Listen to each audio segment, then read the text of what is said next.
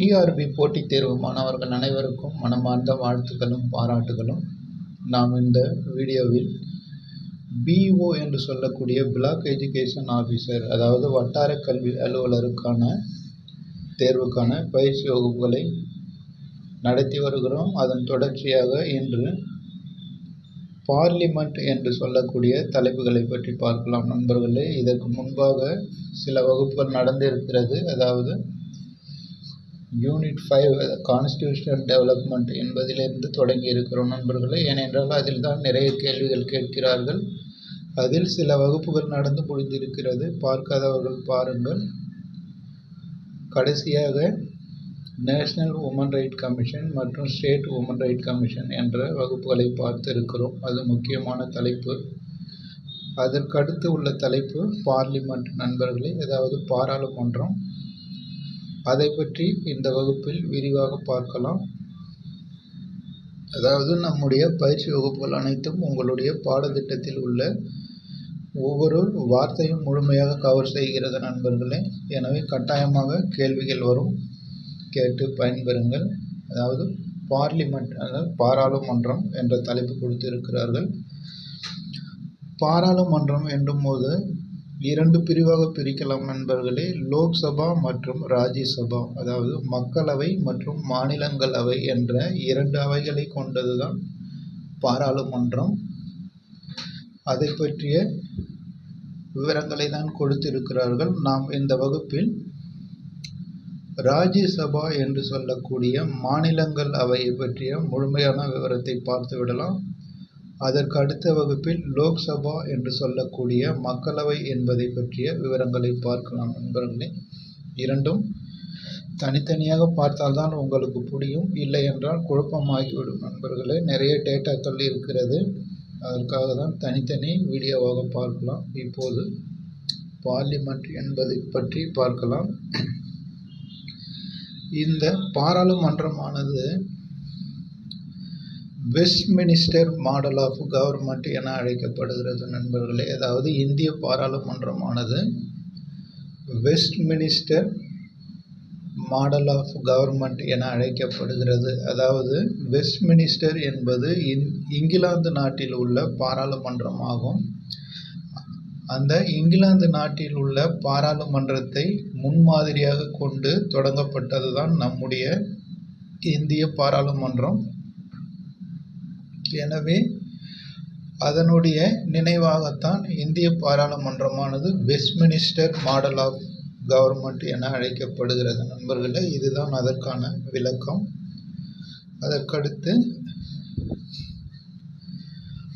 Article 79 to 122, அதாவது சட்டப்பிரிவு 79 122 வரை உள்ள சட்டப்பிரிவுகள் இந்திய பாராளுமன்றத்தை பற்றி குறிப்பிடுகிறது. இதுவும் கேள்வியாக கேட்பார்கள். பாராளுமன்றத்தை பற்றி குறிப்பிடக்கூடிய சட்டப்பிரிவுகள் எது என்று கேட்பார்கள். 79 122 வரை. அதற்கடுத்து இந்த பாராளுமன்றத்தை பற்றிய விவரங்கள் இந்திய அரசியலமைப்பு பகுதி 5 கொடுக்கப்பட்டுள்ளது நண்பர்களே. அதாவது பார்ட் 5 என்று சொல்லக்கூடிய 5வது பகுதியில் தான் இந்த பாராளுமன்றம் என்பதை பற்றி கொடுக்கப்பட்டுள்ளது. அதாவது இதை பற்றிய தொடக்கத்திலேயே நான் சில விவரங்களை சொல்லி இருக்கிறேன். அதாவது முதல் 2 வீடியோக்களில் இந்த பாராளுமன்ற அட்டவணை மற்றும் பார்ட் பகுதி என்று சொல்லக்கூடிய ஆர்டிக்கல் என்பதை பற்றி விவரமாக சொல்லி இருக்கிறேன். அதை பாருங்கள் நண்பர்களே. இப்பொழுது நீங்கள் தெரிந்து கொள்ள வேண்டியது, பாராளுமன்றம் என்பது பார்ட் 5 இருக்கிறது. அதாவது பகுதி 5 கொடுக்கப்பட்டிருக்கிறது. அதை பற்றி குறிப்பிடக்கூடிய சட்டப்பிரிவு 79 122 வரை. அது தெரிந்து கொள்ளுங்கள். அதற்கடுத்து பாராளுமன்றம் என்பது யாரை கொண்டிருக்கும் என்பதை பற்றி பார்க்கலாம்.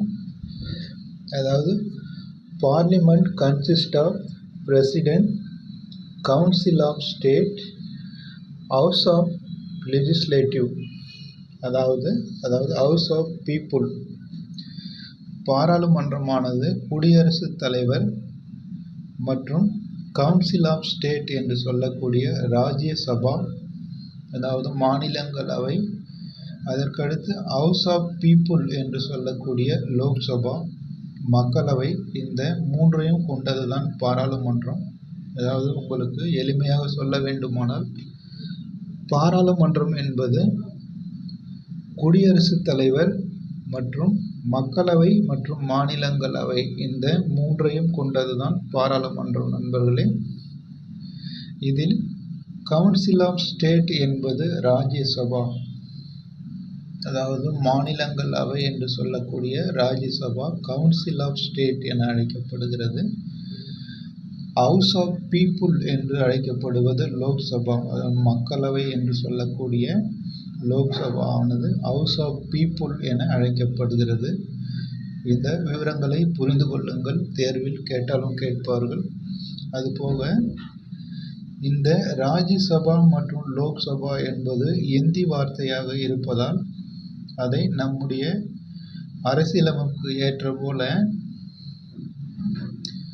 கவுன்சில் ஆஃப் ஸ்டேட் மற்றும் ஹவுஸ் ஆஃப் பீப்புள் என்று மாற்றிவிட்டார்கள் நண்பர்களே. அதாவது 1954ஆம் ஆண்டு இந்த லோக்சபா ராஜ்யசபா என்பது இந்தி வார்த்தையாக இருந்ததால் அதை அரசியலமைப்பு சட்டத்திற்கு ஏற்றது போல ஆங்கிலத்தில் council of state house of people என மாற்றிவிட்டார்கள். அதாவது 1954ஆம் ஆண்டு ராஜ்யசபா லோக்சபா என்பது கவுன்சில் ஆஃப் ஸ்டேட் மற்றும் ஹவுஸ் ஆஃப் பீப்புள் என மாற்றினார்கள். அது எந்த மொழி வார்த்தை என்று கேட்டால் இந்தி மொழி வார்த்தை நண்பர்களே. அடுத்து ராஜ்யசபாவினுடைய வேறு பெயர்கள் என்ன என்று கேட்பார்கள். அப்பர் ஹவுஸ், அதாவது மேலவை என்று சொல்லக்கூடியதும் ராஜ்யசபா. செகண்ட் சேம்பர், அதாவது இரண்டாவது அவை என்று சொல்லக்கூடியதும் ராஜ்யசபா தான்.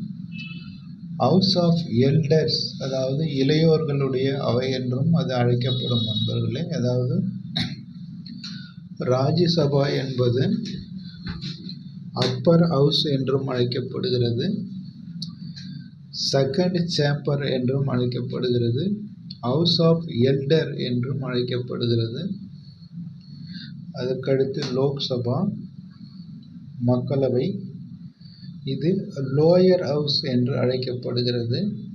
ஃபர்ஸ்ட் சேம்பர், அதாவது முதல் அவை என அழைக்கப்படுகிறது. பாப்புலர் ஹவுஸ் என்றும் பிரபலமான அவை என்றும் அழைக்கப்படுகிறது நண்பர்களே. அதாவது மக்களவையானது லோயர் ஹவுஸ் என அழைக்கப்படுகிறது, ஃபர்ஸ்ட் சேம்பர் என அழைக்கப்படுகிறது, பாப்புலர் ஹவுஸ் எனவும் அழைக்கப்படுகிறது. இதில் முக்கியமாக அப்பர் ஹவுஸ் என்பது என்ன என்று கேட்பார்கள். ராஜ்யசபா. லோயர் ஹவுஸ் என்பது லோக்சபாவாகும் நண்பர்களே, அதை தெரிந்து கொள்ளுங்கள். அதற்கடுத்து இந்த அவைகளில் உள்ள மொத்தம் உறுப்பினர்கள் எவ்வளவு பேர், இப்போது இருக்கக்கூடிய உறுப்பினர்கள் எத்தனை பேர் என்பதை பற்றி பார்க்கலாம். முதலில் ராஜ்யசபாவை முடித்து விடலாம் நண்பர்களே, அதற்கடுத்து லோக்சபாவுக்கு போகலாம். ஏன்னா இரண்டுமே பார்த்தால் குழப்பமாகிவிடும். முதலில் ராஜ்யசபா என்பதை பற்றி பார்க்கலாம். ராஜ்யசபா என்று சொல்லக்கூடிய மாநிலங்களவையானது அதிகபட்ச உறுப்பினர்களாக 250 நபர்களை கொண்டது நண்பர்களே. அதாவது ராஜ்யசபாவானது மாநிலங்களவையானது அதிகபட்சமாக 250 நபர்களை, அதாவது உறுப்பினர்களை கொண்டது. அதாவது 250 மெம்பர்ஸ், 250 உறுப்பினர்களை கொண்டது. அதில் 238 பேர் தேர்ந்தெடுக்கப்பட்டவர்களாக இருப்பார்கள். அதாவது மாநிலங்கள் மற்றும் யூனியன் பிரதேசங்களால் தேர்ந்தெடுக்கப்பட்ட மொத்த உறுப்பினர்கள் 238 பேர். மீதி 12 நபர்கள் குடியரசுத் தலைவரால் நியமிக்கப்படுவார்கள் நண்பர்களே. அதாவது கலை, இலக்கியம், அறிவியல் மற்றும் சமூக சேவை போன்ற துறைகளில் சிறப்பான பங்களிப்பு செய்தவர்களை கண்டறிந்து ஒரு 12 நபர்களை குடியரசுத் தலைவர் மாநிலங்களவைக்கு நியமிக்கிறார். மீதி 238 நபர்கள் மாநிலங்கள் மற்றும் யூனியன் பிரதேசங்களால் தேர்ந்தெடுக்கப்படுகிறார்கள். இதுவும் கேட்கக்கூடிய கேள்விதான் நண்பர்களே. எத்தனை உறுப்பினர்களை குடியரசுத் தலைவர் ராஜ்யசபாவுக்கு நியமிக்கிறார் என்று கேட்டார்கள் பலமுறை. 12 நபர்களை ராஜ்யசபாவுக்கு குடியரசுத் தலைவர் நியமிக்கிறார். கலை, இலக்கியம், அறிவியல் மற்றும் சமூக சேவையில் சிறந்து விளங்கக்கூடிய 12 நபர்களை குடியரசுத் தலைவர் மாநிலங்களவைக்கு நியமிக்கிறார். அதுபோக 238 நபர்கள் தேர்ந்தெடுக்கப்படுகிறார்கள். ஆக மொத்தம் 250 உறுப்பினர்கள் மாநிலங்களவையின் அதிகபட்ச உறுப்பினர்கள் எண்ணிக்கை ஆகும். அதற்கடுத்து தற்போது எத்தனை உறுப்பினர்கள் இருக்கிறார்கள் என்பதை பற்றி பார்க்கலாம். அட் பிரசன்ட், அதாவது தற்போது 245 நபர்கள் மட்டுமே இருக்கிறார்கள் நண்பர்களே. அதனுடைய மொத்த ஸ்ட்ரென்த் என்று பார்க்கும்போது 250. ஆனால் தற்போது 245 உறுப்பினர்கள் இருக்கிறார்கள். அவர்களில் 225 நபர் மாநிலங்களில் இருந்து தேர்ந்தெடுக்கப்படுகிறார்கள். அதாவது ஸ்டேட் என்று சொல்லக்கூடிய மாநிலங்களில் இருந்து 225 நபர்கள் உறுப்பினர்கள் தேர்ந்தெடுக்கப்படுகிறார்கள். அடுத்து யூனியன் பிரதேசத்தில் இருந்து 8 உறுப்பினர்கள் தேர்ந்தெடுக்கப்படுகிறார்கள். ஆக மொத்தம் 233 நபர்கள் மாநிலங்கள் மற்றும் யூனியன் பிரதேசங்களில் இருந்து ராஜ்யசபாவுக்கு தேர்ந்தெடுக்கப்பட்டிருக்கிறார்கள். அதுபோக 12 உறுப்பினர்களை குடியரசுத் தலைவர் நியமித்திருக்கிறார். அதாவது முன்னாடி சொன்னது போலதான் கலை, இலக்கியம், அறிவியல் மற்றும் சமூக சேவையில் சிறப்பான சாதனை மற்றும் பங்களிப்பு செய்ததற்காக ஒரு 12 நபர்களை குடியரசுத் தலைவர் நியமிக்கிறார். ஆக மொத்தம் 233 ஒரு 12 மொத்தம் 245 உறுப்பினர்கள் இப்போது மக்களவையில் இருக்கிறார் நண்பர்களே. இதுவும் கேள்வியாக கேட்பார்கள். மாநிலங்களவையில் உள்ள உறுப்பினர்களின் எண்ணிக்கை எவ்வளவு என்று கேட்பார்கள். 245 நண்பர்களே. அதற்கடுத்து இந்த மாநிலங்களவைக்கான உறுப்பினர்களை தேர்ந்தெடுப்பது மற்றும் இடஒதுக்கீடு செய்வது பற்றிய அட்டவணையானது 4வது அட்டவணையில் குறிப்பிடப்பட்டுள்ளது நண்பர்களே. ஏற்கனவே நாம் இதை பற்றி விரிவாக பார்த்திருக்கிறோம். பார்க்காதவர்கள் அதை பாருங்கள், புரியும். ஒவ்வொரு அட்டவணையும் எதை பற்றி விளக்குகிறது என்பதை பார்த்தோம். அதன் அடிப்படையில் 4வது அட்டவணை தான் இந்த ராஜ்யசபாவுக்கான இடங்களை பற்றி கூறுகிறது. அதுபோக அதிகபட்ச ராஜ்யசபா உறுப்பினர்களை கொண்ட மாநிலம் உத்தரப்பிரதேசம். அதாவது மேக்சிமம் ராஜ்யசபா சீட். மாநிலங்களவைக்கான அதிகபட்ச இடங்களை கொண்ட மாநிலம் உத்தரப்பிரதேசம். குறைந்தபட்ச உறுப்பினர்களை கொண்டது திரிபுரா. அதாவது ஒரே ஒரு உறுப்பினர்களை மட்டும் கொண்டிருக்கிறது. இதுவும் கேட்பார்கள் நண்பர்களே. அதிகபட்சம் குறைந்தபட்சம் தெரிந்து கொள்ளுங்கள். அதுபோக யூனியன் பிரதேசங்களில் மக்களவை, அதாவது மாநிலங்களவைக்கு இடங்கள் கொடுக்கப்பட்ட சில யூனியன் பிரதேசங்களை பார்க்கலாம். டெல்லி, புதுச்சேரி, ஜம்மு காஷ்மீர். இந்த 3 யூனியன் பிரதேசங்கள் மட்டுமே ராஜ்யசபாவுக்கான இடங்களை பெற்றிருக்கிறது. அதாவது 8 யூனியன் பிரதேசங்கள், 28 மாநிலங்கள் இந்தியாவில் தற்போது இருக்கிறது என்று சென்ற வகுப்பில் பார்த்திருக்கிறோம் நண்பர்களே. அதாவது 8 யூனியன் பிரதேசங்களில் 3 யூனியன் பிரதேசத்திற்கு மட்டுமே ராஜ்யசபா இடங்கள் இருக்கிறது. மற்ற 5 யூனியன் பிரதேசங்களுக்கு ராஜ்யசபா இடங்கள் இல்லை. ஏனென்றால் அவை குறைவான மக்கள் தொகையை கொண்டிருப்பதால் அந்த மற்ற யூனியன் பிரதேசங்களுக்கு அந்த சீட்டானது கொடுக்கப்படவில்லை. ராஜ்யசபா சீட் கொடுக்கப்பட்ட 3 யூனியன் பிரதேசம் டெல்லி, புதுச்சேரி மற்றும் ஜம்மு காஷ்மீர். இந்த 3 யூனியன் பிரதேசங்கள் மட்டுமே மாநிலங்களவை உறுப்பினர்களை கொண்டுள்ளது நண்பர்களே. அதற்கடுத்து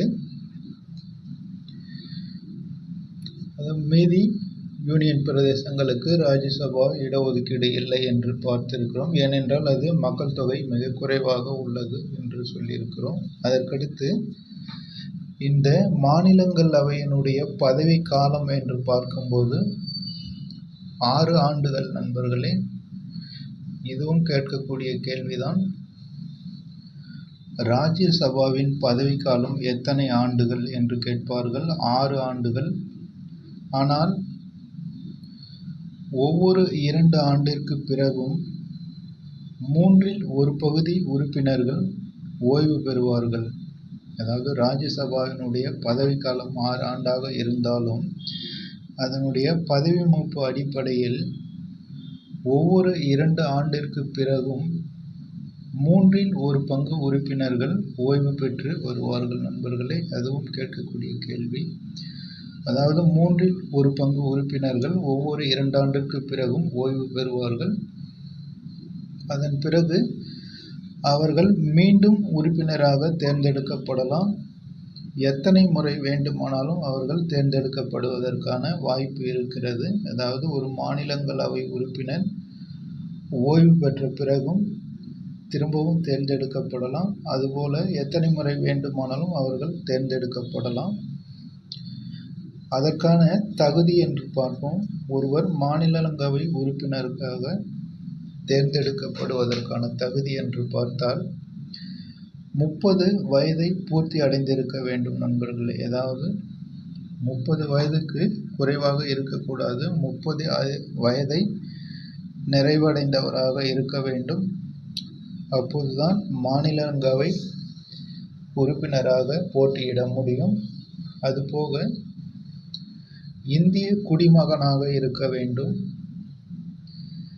தேர்தல் ஆணையத்தின் வரையறுக்கப்பட்ட தகுதிகளையும் பெற்றிருக்க வேண்டும் நண்பர்களே. அதாவது 30 வயது நிரம்பி இருக்கணும், இந்திய குடிமகனாக இருக்கணும், தேர்தல் ஆணையத்தின் வரையறைக்கு உட்பட்ட தகுதிகளை பெற்றிருக்க வேண்டும். அப்படி இருந்தால் அவர் மாநிலங்களவை உறுப்பினராக தேர்ந்தெடுக்கப்படுவதற்கான தகுதியை பெறுகிறார். அதுபோக அந்த மாநிலங்களவை உறுப்பினரை யார் நியமனம் செய்கிறார் என்று பார்த்தால் குடியரசுத் தலைவர் தான் மாநிலங்களவை உறுப்பினரை நியமனம் செய்கிறார். Appointed by president. அதாவது ராஜ்யசபா என்று சொல்லக்கூடிய மாநிலங்களவை உறுப்பினரை குடியரசுத் தலைவர் தான் நியமிக்கிறார் நண்பர்களே. அதுபோக அவர்களுடைய சம்பளம் மற்றும் இதர சலுகைகள் பற்றிய முடிவெடுப்பது பாராளுமன்றமாகும். அதாவது மாநிலங்களவை உறுப்பினரின் ஊதியம் மற்றும் படிகள் இன்னும் பிற சலுகைகளை முடிவு செய்வது பாராளுமன்றமாகும் நண்பர்களே. இவ்வளவுதான் ராஜ்யசபா பற்றிய விவரங்கள். அதாவது உங்கள் பிஇஓ சிலபஸில் கொடுக்கப்பட்டுள்ள பாடத்திட்டத்தில் பார்லிமெண்ட் என்று கொடுத்திருக்கிறார்கள். அதை 2 விதமாக பார்க்கலாம். முதலில் ராஜ்யசபா மற்றும் லோக்சபா என்று 2 அவைகள் இருக்கிறது நண்பர்களே பாராளுமன்றத்தில். அதை 2ஐயும் முழுமையாக பார்த்துவிட்டால் இந்த பாராளுமன்ற தலைப்பானது நிறைவடைந்துவிடும். எனவே நாம் இந்த வகுப்பில் ராஜ்யசபா என்று சொல்லக்கூடிய மாநிலங்களவை பற்றிய முழுமையான விவரங்களை பார்த்திருக்கிறோம். இதிலிருந்து தான் நண்பர்களே கேள்விகள் வரும். இதை தாண்டி கேள்விகள் வருவதற்கு வாய்ப்பில்லை. ஏனென்றால் அனைத்து தகவல்களையும் இதில் தொகுக்கப்பட்டிருக்கிறது. எப்போது தோற்றுவிக்கப்பட்டது, அதை பற்றிய ஆர்டிக்கல் மற்றும் பகுதி, மொத்தம் எத்தனை உறுப்பினர்கள் இருப்பார்கள், தற்போது எத்தனை பேர் இருக்கிறார்கள் என்பதை அனைத்தும் பார்த்திருக்கிறோம் நண்பர்களே. இந்த தகவல்கள் எதுவுமே பள்ளி புத்தகத்தில் இருக்காது. இது எல்லாம் ஸ்டாண்டர்ட் ஆத்தர் என்று சொல்லக்கூடிய கல்லூரி ஆசிரியர்கள் எழுதிய புத்தகத்திலிருந்து தொகுக்கப்பட்டது நண்பர்களே. அதாவது யூபிஎஸ்சி சிவில் சர்வீஸ் படிக்கக்கூடிய திரு லட்சுமிகாந்த் அவர்கள் எழுதிய இந்தியன் பாலிட்டி என்ற புத்தகத்தில் இருந்து எடுக்கப்பட்டது நண்பர்களே. போட்டித் தேர்வுகளுக்கு அதிலிருந்து தான் கேள்விகள் வருகிறது. அதாவது டிஎன்பிஎஸ்சியாக இருந்தாலும் சரி, டிஆர்பியாக இருந்தாலும் சரி, அந்த புத்தகத்தில் இருந்து தான் நண்பர்களே கேள்விகள் வரும். அதிலிருந்து தொகுக்கப்பட்ட தகவல்கள் தான். எனவே கேட்டு பயன்பெறுங்கள். அதாவது ராஜ்யசபா என்பதை பற்றிய விவரங்கள் இப்போது பார்த்திருக்கிறோம். இதோடு இது தலைப்பு நிறைவு பெறுகிறது.